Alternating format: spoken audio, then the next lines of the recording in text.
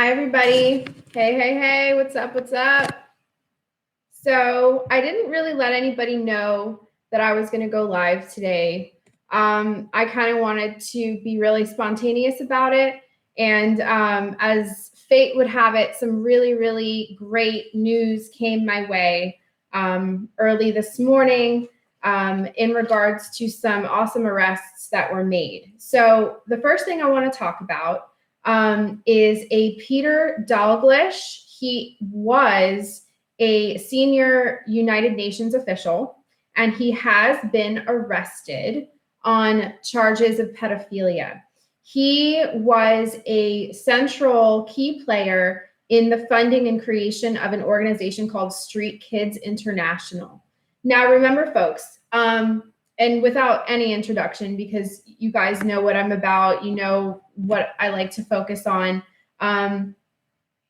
What these people do, and when I say these people, I am referring to the Luciferian globalist pedophiles, is that they strategically put themselves in positions of authority and control over children, and specifically children that don't have anybody to speak for them. So orphans, sick children, people, these kids that don't have anybody else. They have no support. They have no network. And Nepal, but Bolivia, there is a huge population of children that live in poverty. So this guy was arrested. There is an investigation taking place.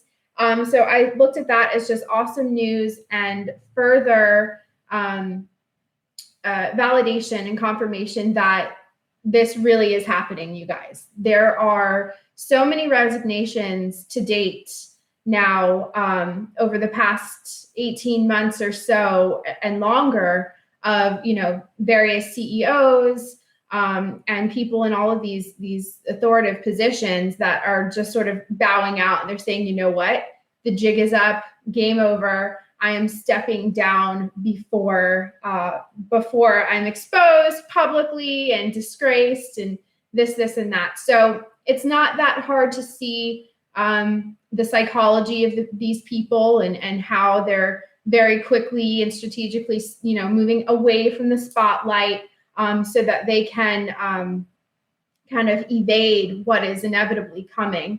So really quick, what I want to do is take a look at who is over here in the chat. Hi, everybody. Hi. So I know I really just jumped right into it today. I didn't do much of an intro or anything. Yeah, definitely using my own channel. I'm just trying to get used to it. I'm so used to going over to channel 27 with Heidi Vandenberg and doing all our lives over there. But since this is my platform now, I'm taking full advantage and just talking about the things that mean an awful lot to me. I do want to let you guys know that just before this live feed, I recorded a conversation / interview with a John Miranda. He is a political analyst, and he is an avid researcher and citizen journalist. And we got into some really great stuff about the Q material, the QAnon posts. I don't consider myself an authority in that. I take great interest in it, but there are so many fabulous people that are working on deciphering the QAnon material around the clock that I prefer to take more of an excited observer's perspective on that one. So a couple of things, really excited about that arrest of the former senior UN official. It seems totally plausible to me. I guarantee you this is not an isolated incident. This is what these people do, is they use the funding and the resources that are given to them, that are at their disposal, in order to access, control, and exploit thousands, hundreds of thousands, and over the course of many years, millions of children. These kids are taken, they are sold into trafficking. Some of them get lucky and survive, but most do not. Their body parts are used for various nefarious purposes. And so this is what we're up against, folks. And I think that the best chance that we have as a collective is to, in terms of fighting them, is things like, social media, where we are able to, at least in part, able to share our research, share other people's research, and really just open that conversation and just blow it wide open so that there's no more veil of secrecy. The deep state, the global Luciferian pedophiles, their biggest source of power, besides the children, has been the shroud of secrecy that they have been gifted with for so long. And all of that changed. The veil is being pulled back at an alarming rate for them. And they are absolutely panicked, as we can see evidence of this all over the United States. We see this happening with the events that they have coordinated and orchestrated. For example, the Parkland shooting. I'm sticking to my gut on this one, and also my research is that Nicholas Cruz was a Manchurian candidate. He was the fall guy. He was a patsy. Any way you want to put it, I can tell you right now that there is so much more to this story, to the Parkland shooting. People did die. Okay, I'm not trying to say that this was a hoax, because it certainly was not a hoax. It was, however, a coordinated, orchestrated attack, an act of domestic terrorism for political gain. Okay, so that's one of the definitions of a false flag. And unfortunately, what we are recognizing here is a very distinct pattern. We saw this with the Vegas shooting, and we also saw this with the hoaxed Sandy Hook event that took place. I believe that was December 14th, 2012. The Sandy Hook event was staged. And various law enforcement officials and people that had intimate knowledge of the details of the Sandy Hook hoax were, in fact, some were killed, and some resigned or retired. Okay, so this is what I'm talking about when I'm talking about a pattern emerging after one of these events takes place. In some of these orchestrated events, sometimes people die, sometimes people don't. Sandy Hook, nobody died. Parkland, people died. So that's the huge difference between these things. But the common thread between them is that they were orchestrated. And many, many factions are in on it. They pool their resources together, and they have all these people to vouch for each other. And fortunately for us, they're not that good at it. They're pretty sloppy. And the collective of this country is starting to pick up momentum. We really are starting to pick up velocity. Consciousness is rising, not just in this country, but on the planet. So a lot of the old tricks are just not effective anymore. And that proves to be very, very frustrating for our enemies. So I wanted to talk about a deputy, Jason Fitzsimmons, who tragically lost his life April 1st of this year. So just about 10 days ago now. He was a 42-year-old police officer of Broward County, stand-up guy. From what I gather about him, I'm a very intuitive person, and I don't believe that he was a violent guy, a nasty guy. I do truly believe that there are good, solid, upstanding men and women in our law enforcement agencies all across the country.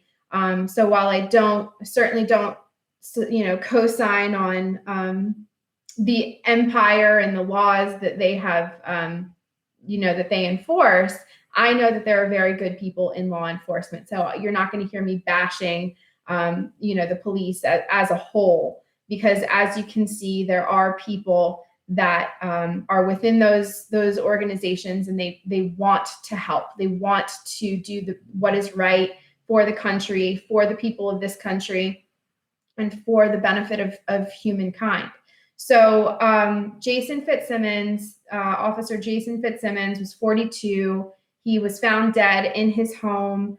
If any of you guys go to my Facebook, I shared a very informative article. You can even find his obituary online. So this man did in fact lose his life.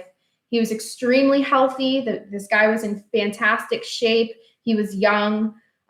He is survived by his daughter. He had several siblings and his parents. So here's the thing about this, why I'm bringing this up, because people lose their lives all the time. He was very vocal about several very important discrepancies regarding the Parkland shooting. And he was vocal about them on his Facebook page. And so here's the pattern that I was talking about. After Sandy Hook, there were plenty of people that knew something was amiss and started talking about it. And then immediately after they start talking about it, people lose their lives, people resign, people retire, it goes away. Vegas, same thing. A lot of civilians, and I say a lot comparatively, to what's normal, what is acceptable. One person being killed for a cover-up is too many. But in the case of Vegas, we had almost a dozen people that were killed. And please correct me if I'm wrong, but it may even be more than that. Civilians that were murdered because of what they saw, because of what they were coming out with regarding the narrative with surrounding the Vegas shooting. So those people died too. And so here we have an officer of Broward County Sheriff's Office, BSO. They are the ones that were that showed up to the scene in Parkland. Broward County Sheriff's Office, BSO as we know them. Now, folks, I'm in South Florida. I went to Marjory Stoneman Douglas. That was my high school. So, for me, I have just as much passion about this to get to the bottom of it and, what really happened in the truth as anybody else. If this was a hoax, I would come out and tell you, I think this is a hoax. I know this wasn't a hoax, but I know that this was highly orchestrated. And so we have this man, Jason Fitzsimmons, who was vocal about what his question of the narrative. And then again, as the pattern goes, they found him dead. A healthy man, his whole life ahead of him, dead. And his Facebook profile was scrubbed. Luckily, people were able to produce and share various posts that he did make. A lot of them, from what I saw, were sort of poking fun at David Hogg, the well-known face of the new gun control movement. And so, it's clear that Jason Fitzsimmons, may he rest in peace, was very skeptical, very vocal, and it can be argued, while it cannot be confirmed, that this is why he lost his life. Any of us with half a mind can gather that is what happened. And so let this be another indicator of how desperate these people are to keep the details of the Parkland shooting kept under wraps, and also how desperate they are to maintain control over the men and women in their agencies, within their agencies. I have touched on it before, but South Florida is a hive. It is a hotbed of nefarious organizations that are centered around human trafficking, namely child trafficking and terrorism.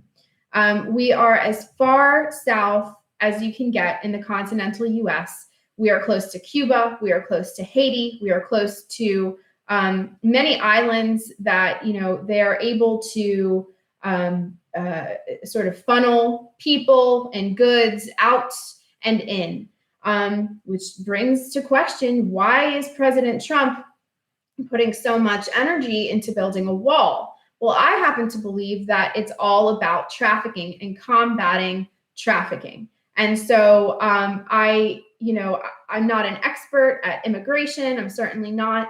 But I can tell you that I have a very dear friend of mine who is a Mexican. She came here legally.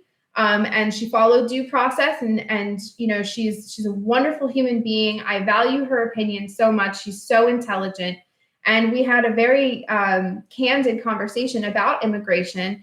And she told me that during Obama's administration, there were busloads of people getting deported from the United States back to Mexico.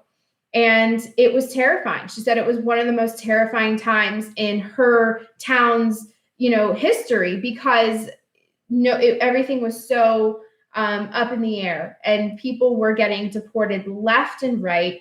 And to her, there is no comparison between the amount of deportations that took place during Obama's administration and during President Trump's administration. So here's yet another layer of the spin that the media likes to put onto Donald Trump and his vision, is that what he is going for here is, due process. So let's do this right. You're absolutely more than welcome to come into our great country here, as long as you follow the vetting process and do it the right way. There's absolutely nothing wrong with that. Whereas President Barack Obama, his vision was far more nefarious, and he lied about it. He did all of this stuff behind the scenes, and of course, media would never cover the reality of what he was doing. But then people sort of look at him as a hero because, for whatever reason. So I wanted to talk about that. I'm going to take a look at the chat here, see what's going on. I'm not very good at looking at the chat and talking at the same time, so I'm just going to take a break every now and then and look over here. Okay. Yeah, we are in fact dealing with Facebook. Facebook Zuckerberg is now under the gun with everything going on. Facebook has been monitored, and since the get-go.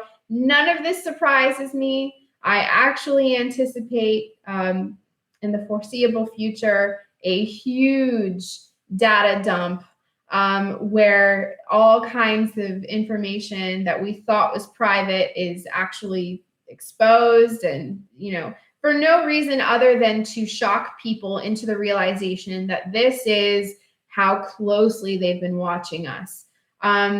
So keep that in mind. If anybody's super shocked about the fact that they've been watching, you really have not been paying close enough attention.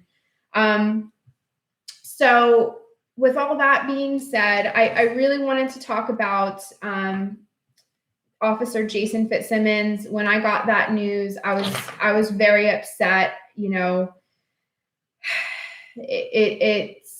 It really, really sucks that those people, the men and women of law enforcement, they're so, what's interesting to me about it too is that there's obviously so few and far between in BSO, so few and far between men and women in BSO that have been actively speaking out about it, because then we would be seeing more resignations, more retirements, more deaths. And so it's very frightening to me that, the one guy that spoke out was singled out and killed. So, and again, can't prove it, but it makes total sense.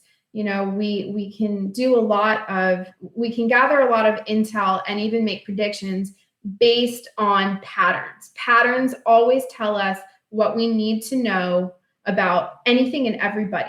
Patterns with your health and your body, patterns with people in your life. People will always take the opportunity to show you who they are given enough time. So as long as you're paying attention to the patterns, you will then be able to formulate a prediction just based on what we've already learned.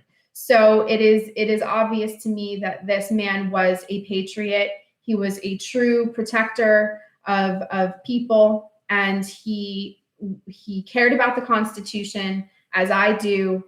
And may he rest in peace. And so, to those that survive him, I just want you guys to know that many of us are not going to let this go, and what he was trying to vocalize will not be forgotten. We're not going to forget. We're not going to let Parkland go. People did lose their lives, children and adults, innocent people. And so BSO, Debbie Wasserman Schultz, Sheriff Scott Israel, I know you guys have kind of run the fort down here. But I just want to let you know that your time is ticking. And I can almost sense this air of anxiety. I don't live in Broward County, thankfully. I live and work in the county just above Broward. But I do have to travel to Broward quite a bit. And so every time I enter Broward County, I can feel this sense of anxiety. I never really liked South Florida. I always felt that there was a kind of oppressive staleness in the air. And come to find out that South Florida is a stronghold of the DNC. So we are talking about the Clintons. We're talking about George Soros. We are talking about, Debbie Wasserman Schultz. We are talking about all of these people and their cronies, that South Florida is a gem to them because of its geographic location and how conducive it is to the funneling of people and products, obviously illegal. So, we're certainly not out of the woods. And there's a lot more work to do in terms of exposure and sharing information and putting pieces together, mostly just for the people that died, for the families of the people that were killed. And if we were able to really get a clearer picture of what happened in Parkland, I think that would also answer a lot of questions about perhaps Vegas and other shootings. I actually was sent a link about the shooting that took place at YouTube headquarters. And some people are saying that the shooter was not even a human being, that this was an AI generation, and that it, and I'm thinking to myself, well, why? That, so I'd be really interested to hear people's take on that, because that just threw me for a loop. Because I know that they pull some really, really strange things, but I struggle a little bit. I haven't thought about it all that much, I'll be honest. But I'd just be interested to see what they think they were going to get out of that. So let me take a look here, see what you guys are saying. A lot of talk about Mark Zuckerberg. Yeah, there is no such thing as privacy. Absolutely not. Even if you were to delete Facebook, you're still going to have a problem. Fabulous question. Do you believe Assad gassed his own people? Absolutely not. Anybody that has taken even 20 minutes, 30 minutes to really take a good intuitive look at the guy, intuition aside from the research that you do about him, who he is, who he was, and his political vision, you can see that this guy is not a psychopathic murderer. Listen, I value intuition so much. It's one of my go-to tools. All of my clients, I always preach the value of intuition, how important it is. It's a lost art. It's an infallible tool. But you can see on these people's faces, in their body language, in their energy field, you can tell a psychopath from a mentally sane person. You can just see it. And he is not a psychopathic murderer. He is not a rapist. He is not a child murderer or a baby eater or a baby rapist, like so many people are in the deep state. So it is very interesting to me that after President Trump made his comments, his very public comments about pulling out of Syria, that we then all bear witness to an atrocious alleged gas attack, chemical attack on the Syrian people. So I do believe that that was a deep state coordinated event. Of course, for what end, that remains to be seen. Could it be another distraction? Could it be to incite war with Russia? You know, the one thing I will say for sure is that there are so many moves, so many decisions being made, both publicly and behind the scenes. We're only getting a glimpse. We're only getting a small fraction of what's actually happening. So I would encourage people to not necessarily analyze every word that, for example, President Trump has said, because there is a very real possibility that he is playing a role here. Even his words against Vladimir Putin, it's entirely possible that we're witnessing an act, and they may have to play as if they're going to be enemies to outsmart their opposition. We really have to keep a lot of things sort of floating around because there's so much that we don't know. So it helps to just sort of keep your mind open and allow for all of these possible facets to influence the bigger picture here. But I don't believe for one second that Assad did that to his own people. He has no reason to. There's been some wonderful exposure done on the white helmets. They are, they've been revered as the heroes, and, they go in and save everybody, and they receive all of this funding. And I'm not saying that they haven't helped. They may or may not have actually saved people, helped people. But in any case, they're absolutely, in question. The white helmets are in question. They could just be a big group of actors or some kind of organization that is told what to do, when to go in, how to act, take a picture, look exactly like this. So you hold that kid, and we'll throw some ashes or dust on you to make you look really bad, and I'm not saying obviously these people are subjected to all kinds of atrocities, so they don't have to try all that hard, but I do certainly question the integrity of the white helmets as a group. So like I said, you guys, I had a really, really awesome conversation with John Miranda, political analyst and journalist and researcher, a little bit earlier. I will be posting that for you as soon as the file is converted. I just wanted to give a quick shout out also to Liz Crokin. I have never actually spoken to her, but I do follow her on Twitter and on Facebook, and her and John have done some amazing work and released a lot of great information regarding the exposure of the globalist Luciferian pedophiles, kind of all stemming from Pizzagate. Pizzagate acted as a huge trigger for a lot of people. And we took that and we ran with it. And we said, you know what? This is really happening. And as a mother, as a patriot, as a good human being, I feel that it is my due diligence to help in any way that I can to expose these people. Because if they're not exposed, if their shroud of secrecy is allowed to stay enforced, we have no hope. If we can't protect our children, we have no hope, because the children are the future. And so while a lot of this information is really, really hard to look at, it's going to keep coming out. So I invite everybody to obviously put your shields up when researching things like Pedogate and the globalists, the Luciferian pedophiles.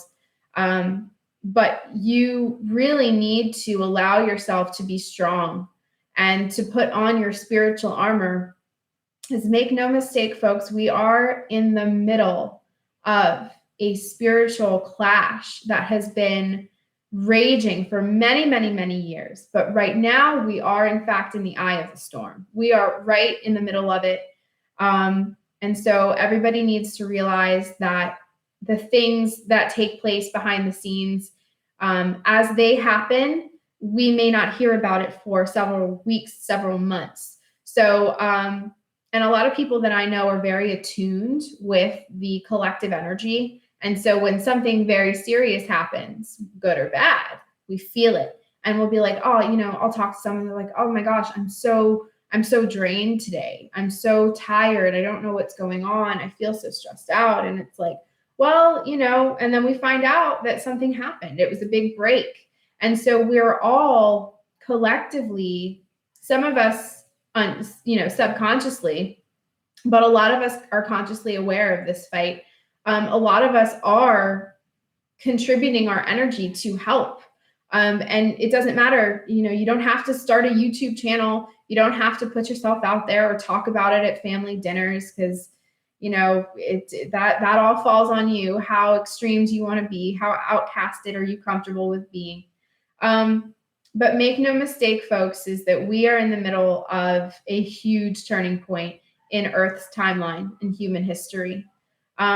Some things have been coming up recently about Tesla, Nikola Tesla, and the reality, or the timeline rather, that exists running parallel to this one. That's the only way that I can articulate it to you folks.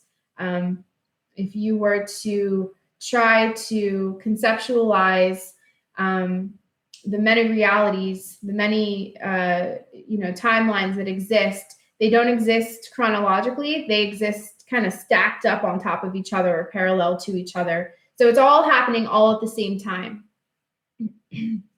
Nikola Tesla having a lot of his works seized and taken. I know that he was, if not close, had already figured it out, and which would make a lot of sense as to why he was so targeted and why things ended for him the way that they did. But I do believe that something has shifted. Timelines have shifted. And so this is something that I think is going to be introduced into the population. I think that the concept of time travel or time jumping is something that still seems so sci-fi, so foreign to a lot of people.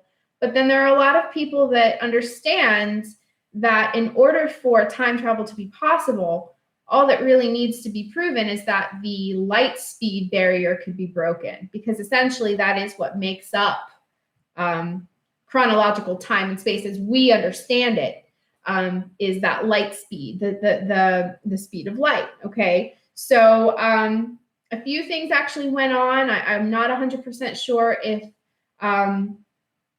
CERN did or did not confirm that the light speed barrier had been broken. There was a little bit of controversy with that, but in any case, I know that time travel is not only possible but is utilized all the time.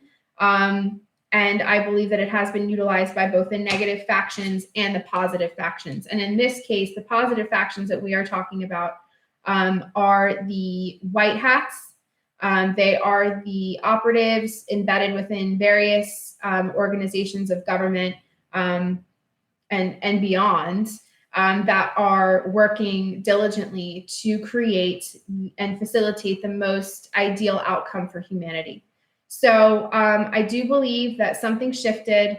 It could have been a really long time in the making, or it could have been just by, oh my gosh, a miracle.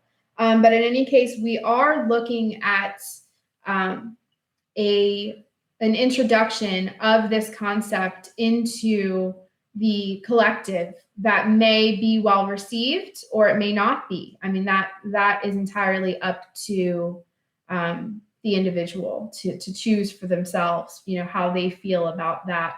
And so, your ability to absorb that information and do something with it, that's a personal decision. But it is very interesting. I actually think that my file for the interview I did earlier, I think that that's ready. So I want to go ahead and post that as soon as I can. Pause and Listen says Putin or John McCain, which one is bad? Definitely John McCain. John McCain is a traitor. He sold out his own men. He sold out the U.S. military so many times, time and time again. The guy is just a monster. He is completely controlled. Every time he has visited Syria in the past, I believe up to 2 years, there has been a chemical and or gas attack that quickly ensues upon his visitation there. So that to me is very, very shady and also indicative that he is a kind of liaison or a kind of go-between or messenger, and has a hand of control in what's going on over there. And I would say so much so that his affiliations or his cronies over there in Syria are most likely the ones responsible for these chemical attacks. Now, again, I can't prove it, but based on patterns, based on research, this is what we can gather comfortably. I think Vladimir Putin, in terms of being a good guy or a bad guy, I mean, listen, guys, you can ask plenty of people about me and say, is she a good girl or is she a bad girl? And depending on who you talk to, you're going to get mixed answers. Am I evil? No. Do I do bad things occasionally and have bad thoughts occasionally? Yes. So, kind of characterizing someone as good or bad, I think is kind of a gray area. It's a slippery slope. Is Vladimir Putin evil? I don't believe so. Is John McCain evil? I do believe so. Yes. Okay. Let's see here. Fearless Bodie, using his wife's charity as a front to supply medical equipment to the insurgents. His wife, meaning Assad's wife or McCain's wife? Not 100% sure. Okay. Keto's quake at the name Jenny Moonstone.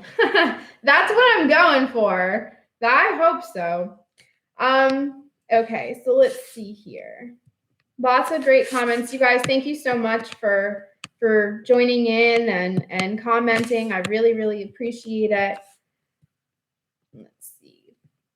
The Golden Report. We got Raven Wolf. We've got Pamela. Lots of awesome people in here. Okay. So, yes. I think coming up here, we can anticipate some of the grandest shocks that this country in recent history is going to absorb. And when I say that, I mean in terms of who QAnon is. I think that is going to be revealed in time, as we'll see when I post the interview I did earlier. We kind of get into the possibility of who Q is. I happen to believe that Q is kind of a mixture of several people, but in any case, I think that we are looking at a shocking 2 years. And what we do understand about trauma and collective trauma is that it can serve several purposes.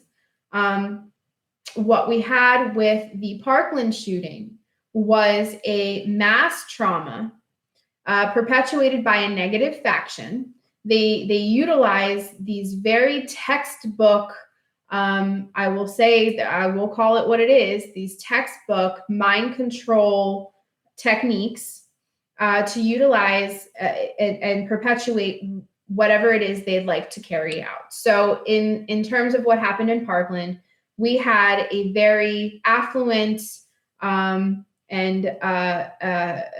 we had a very affluent community that was absolutely traumatized and rocked by this event.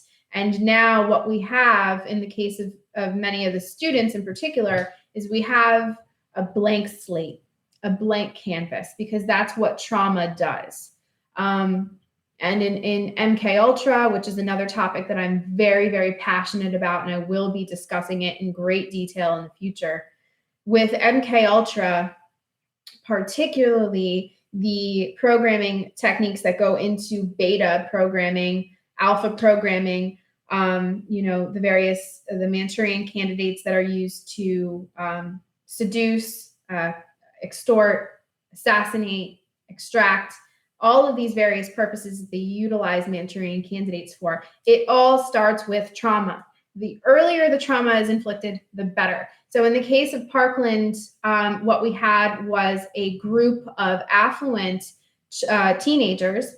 And when I say affluent, I mean because Parkland is a very, very wealthy area, extremely wealthy area. These kids, it's part of their birthright, you could say, to eventually, in the next few years, come into a place of power.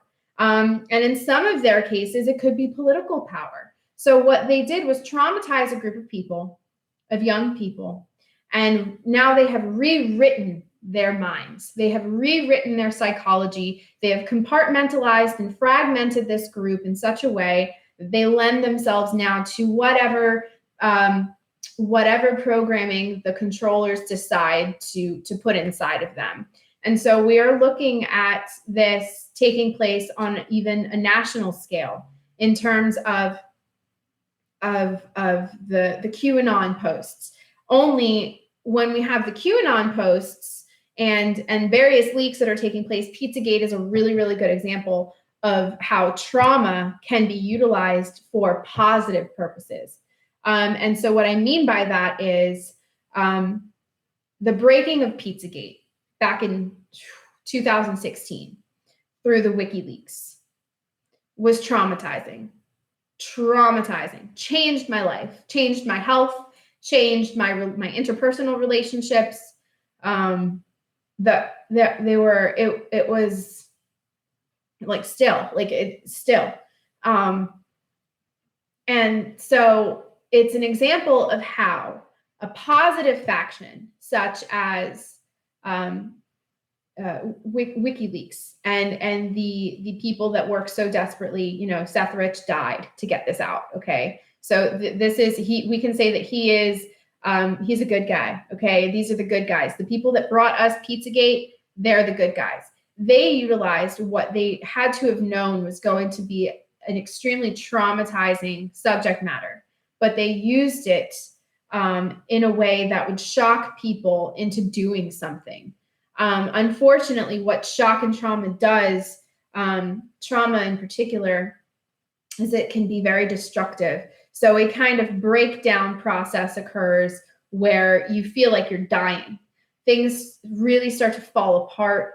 But then what you have is a choice. You can say, okay, I can let this information defeat me and make me cynical and angry for the rest of my life, or I can take what I've learned and channel it and utilize that and create something, create a movement, or at least contribute to a movement. So mind control tactics are used by both the good guys and the bad guys. Okay. It's just a matter of, who, what, where, and why. So I think coming up here, we are going to see a continue of shock in people, and it may hurt. it may push people to a point where that there's a point of dissonance that occurs. It's a kind of disconnect.